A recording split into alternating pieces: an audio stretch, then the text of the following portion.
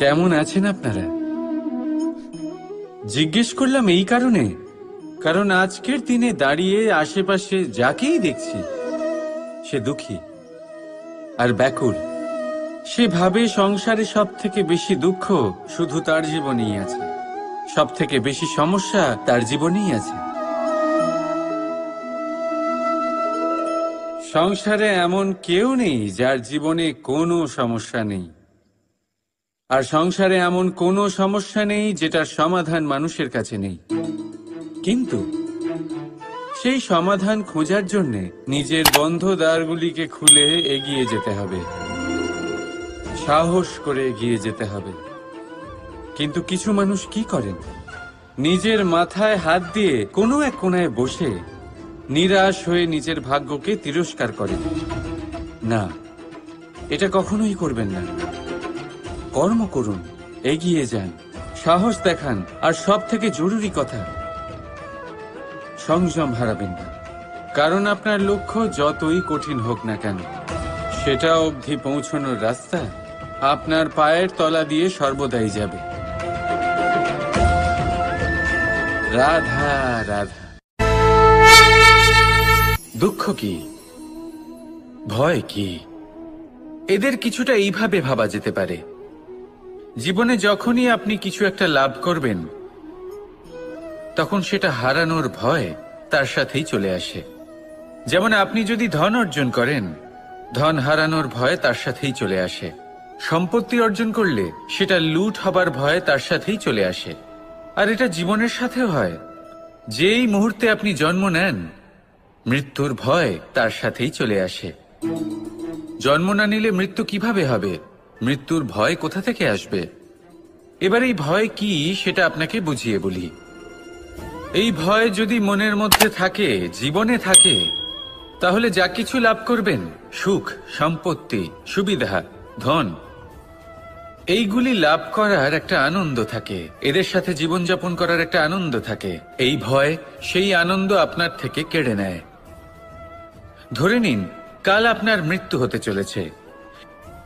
এবার কালকের মৃত্যুর ভয় আজই মনে পুষে রাখলে, তাহলে এই ভয় আজকের সুখ, আজকের শান্তি আপনার থেকে কেড়ে নেবে। ভয় এটাই করে। সেই জন্য মনে রাখবেন, ভয়ের সঙ্গ আপনি ত্যাগ করে দিলে জীবন যাপনের যে সুখ তা চিরকাল আপনার সাথে থাকবে। আসুন আর আমার সাথে ভালোবেসে বলুন, রাধা রাধা। দুঃখ এমন এক অনুভূতি যেটা আমরা চাই বা না চাই, আমাদের জীবনে এটা অবশ্যই আসবে। আমাদের মনকে বিব্রত করে তুলবে, আমাদের মনকে বিচলিত করে তুলবে। কখনো ভেবে দেখেছেন এই দুঃখ আমাদের জীবনে কেন আসে, কিভাবে আসে? যদি আপনি মন দিয়ে চিন্তা করেন, তাহলে আপনি বুঝতে পারবেন যে এই দুঃখের অনুভূতি পরিস্থিতির থেকে বেশি মানসিকতার থেকে বেশি আশেপাশের লোকজনের সাথে জড়িয়ে। কারণ আশেপাশের লোকজনেরাই আপনার জন্য পরিস্থিতি তৈরি করেন, যা ভালোও হতে পারে আবার খারাপও। আপনার আশেপাশের লোকজনেরাই আপনার মানসিকতাকে প্রভাবিত করে, হয় তাকে ভালো করে অথবা খারাপ করে। আমাদের জীবনের অর্ধেক দুঃখ এই কারণে যে আমরা তাদের উপরে আশা রাখি যাদের ওপরে কোনো আশা রাখা উচিত নয়, আর অর্ধেক দুঃখ এই কারণে যে আমরা তাদের উপরে সন্দেহ করি যাদের ওপর সেটা করা উচিত নয়। তাৎপর্য এটাই যে মানুষকে চেনার চেষ্টা করতে থাকুন। যেদিন আপনি এটা বুঝে যাবেন যে কে সুজন আর কে দুর্জন, সেই দিন এই দুঃখ আপনার জীবন থেকে দূরে কোথাও চলে যাবে। রাধা রাধা। আপনি কি কখনো কোনো জলের ধারা দেখেছেন?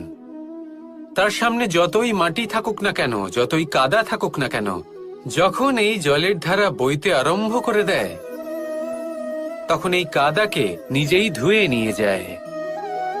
ওই কাদাকে ধুয়ে দেয় এবং নিজের পথ নিজেই তৈরি করে নেয়। তাহলে আপনিও এরকম জলের মতো হয়ে উঠুন। যদি হয়ে উঠতে পারেন, তাহলে নিজের মনের, নিজের ভাবনার, নিজের জীবনের যত অনাবশ্যক তত্ত্ব আছে, অনুপযোগী অংশ রয়েছে, অর্থাৎ অপরিষ্কার অংশ রয়েছে, তা নিজে থেকেই নির্মল হয়ে উঠবে। আর যেরকম জলের ধারা কখনো থেমে থাকে না, সব সময় বয়ে চলে, সেইভাবে আপনিও কখনোই থামবেন না। সব সময় বয়ে চলুন, এগোতে থাকুন। পথে যদি অনেক বিপদ আসে, সমস্যা আসে, থামবেন না, তার উপর নিরন্তর প্রহার করুন, নিরন্তর প্রয়াস করুন আর অগ্রসর হন। আপনি ভেবে দেখুন, এই জলের ধারা কখনো থেমে থাকে না, সবসময় বয়ে চলে, বিপদের সম্মুখীন হয়ে তাকে সাথে বয়ে নিয়ে চলে। সেই জন্য জলের ধারা, প্রবাহমান এই ধারা, এর থেকে কখনো দুর্গন্ধ আসে না, এতে কখনো ময়লা জমতে পারে না, বরং পালিত হয় সুন্দর প্রাণবন্ত জীবজন্তু, যেমন সুন্দর ছোট মাছ। তাই আপনিও এটাই করুন, কখনো থামবেন না, শুধু চলতে থাকুন, জলের ধারার মতো বইতে থাকুন।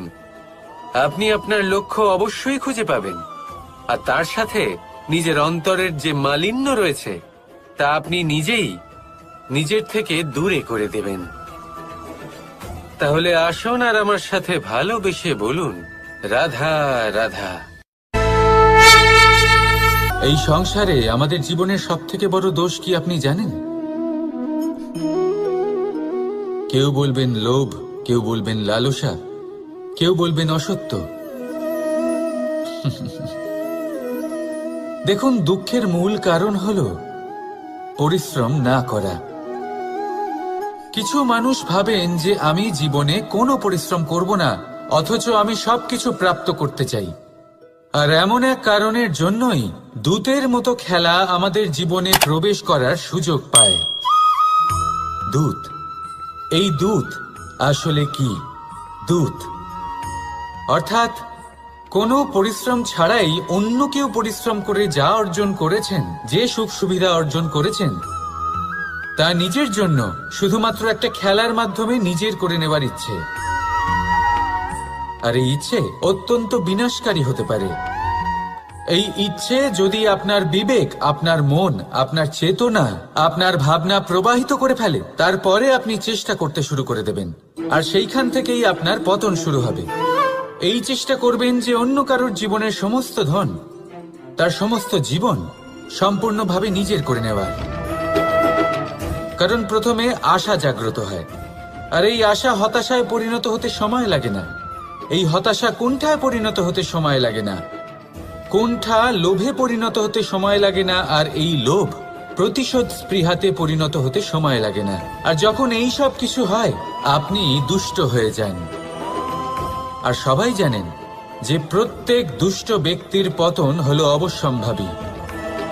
তাই নিজেকে দূতের থেকে দূরে রাখুন আর পরিশ্রমকে নিজের কাছে টেনে নিন। জীবনে আপনার যা যা স্বপ্ন রয়েছে, যা আপনি করতে চান, শুধুই পরিশ্রম দ্বারা অর্জন করুন। তাহলে তাই করুন, আর আমার সাথে ভালোবেসে বলুন, রাধা রাধা। জীবনে সবসময় সেটা হয় না যা আমরা চাই, তেমন ভাবে হয় না যেমন ভাবে আমরা চাই। এবার তাতে আমরা দুঃখ পাই, নিরাশ হয়ে পড়ি, ভাগ্যকে দোষ দিই অথবা অন্য কাউকে বা নিজেকে। কিন্তু সত্যটা কি, সেটা আমাদের জানতে হবে। এই সংসার নির্মিত হয়েছে পাহাড় দ্বারা এবং পাথর দ্বারা। তাই প্রত্যেক স্থানে ছোট ছোট ছোট ছোট নুড়ি পাথর তো অবশ্যই থাকবে, এগুলো এড়িয়ে যাওয়া সম্ভব নয়। আর এই কথাটা আমরা সকলে জানি। এবার এইভাবেই আমাদের জীবনে নানান রকমের সমস্যা লেগেই থাকে। এর হাত থেকে কোনোভাবেই নিস্তার পাওয়া সম্ভব নয়। একটা সমস্যা এড়াতে যান, দ্বিতীয় চলে আসবে, দ্বিতীয় সমস্যা এড়াতে যান, তৃতীয় চলে আসবে। কিন্তু সমস্যা জীবনে থাকবেই, আর আপনাকে সাহায্য করার জন্যই থাকবে কোনো না কোনো রূপে। আপনার চারপাশে পাথর আছে, এটা আপনার উপর নির্ভরশীল আপনি কি করবেন, কোন পথে অগ্রসর হবেন এবং কিভাবে অগ্রসর হবেন। এবার দেখুন, এটা তো সবসময় সম্ভব নয় যে আপনার পদতলে ফুলের চাদর থাকবে, এটা তো অসম্ভব। সেই জন্য উচিত এটাই হবে যে আপনি পাদুকা পরিধান করে জীবনে অগ্রসর হন। এর সারমর্ম এটাই, যখনই জীবনে সমস্যা আসবে দৃঢ় হয়ে সম্মুখীন হন এবং এটা বোঝার চেষ্টা করুন যে এই সমস্যা জীবনে কেন এলো, কি শিক্ষা দিয়ে গেল। আপনার মধ্যে দোষ অবশ্যই থাকবে, তাকে গুণে পরিবর্তিত করুন। এই জীবন আরো বেশি সহজ সরল হবে এবং প্রসন্ন হয়ে বলবে, রাধা রাধা। বিন্দু বিন্দু জলেই সাগর নির্মাণ হয়। এবার এই কথা আমরা সকলে জানি। আপনি কি এই কথাটা জানেন যে ছোট ছোট সুখের দ্বারাই বড় সুখ লাভ করা যায়? একজন বাবাকে দেখুন, সন্তানের জন্ম থেকে তার যুবক হওয়া পর্যন্ত তার সাথে ছোট ছোট সুখ যাপন করেন। এই ছোট ছোট সুখগুলি তাদের প্রেমের সম্পর্কে গভীরতা নিয়ে আসে এবং প্রেমের এই গভীরতা তাদের জীবনে বড় সুখ নিয়ে আসে। এটা ঠিক সেই রকম যেরকম বিশাল এক সমুদ্রে, গভীর এক সমুদ্রে অমূল্য রত্ন খুঁজে পাওয়া যায়। এটাও ঠিক সেই রকমই। সেই জন্য জীবনে বড় বড় সুখের খোঁজ করতে গিয়ে সময় নষ্ট করবেন না। এই যে ছোট ছোট সুখ আছে, এগুলোকে যাপন করা শুরু করুন, এগুলোর আনন্দ লাভ করুন, এগুলো নিয়ে উৎসব পালন করুন, প্রেমের গভীরতা বুঝুন আর এই গভীর প্রেমে মন নিমজ্জিত করুন। তারপরে দেখুন এই মন আর এই জীবন সুপ্রসন্ন হয়ে বলবে, রাধা রাধা। আমাদের মনে যখন কোনো প্রশ্ন ওঠে, কোনো দ্বন্দ্ব জাগে, তখন আমরা যাই আমাদের গুরুর কাছে, আমাদের আরাধ্যের কাছে গিয়ে জিজ্ঞেস করি। এইভাবেই একদিন আমি পৌঁছলাম আমার আরাধ্যের কাছে, আমার মহাদেবের কাছে, আর ওনাকে প্রশ্ন করলাম যে মহাদেব, জীবনে আনন্দ পাওয়ার, উৎসব পালনের, প্রেম ভাগ করে নেবার, জীবনকে উপভোগ করে নেওয়ার সর্বশ্রেষ্ঠ সময় কোনটা? মহাদেব হাসলেন আর উনি বললেন, জীবনে উৎসব পালনের সব থেকে শ্রেষ্ঠ দিন হলো মৃত্যুর ঠিক আগের দিনটা। প্রেম ভাগ করে নেওয়ার সব থেকে শ্রেষ্ঠ মুহূর্ত হলো মৃত্যুর ঠিক আগের মুহূর্ত। জীবনকে উপভোগ করে নেওয়ার সর্বশ্রেষ্ঠ প্রহর হলো মৃত্যুর এক প্রহর পূর্বে। তখন আমি চমকে গেলাম। আমি বললাম, কিন্তু মহাদেব, মৃত্যু তো অনিশ্চিত, আমরা জানিও না কবে আমাদের মৃত্যু হবে। মহাদেব আবার হাসলেন। উনি বললেন যে যদি আমরা এভাবে জীবন কাটাই যে আমরা জীবনের প্রত্যেক দিন, প্রত্যেক মুহূর্ত, প্রত্যেক প্রহর শেষ বলে মনে করি, তাহলে আমাদের সমস্ত জীবন আনন্দের সাথেই অতিবাহিত হবে। কি বলেন? তাহলে আপনিও এই কথা মনে রাখুন আর আমার সাথে ভালোবেসে বলুন, রাধা।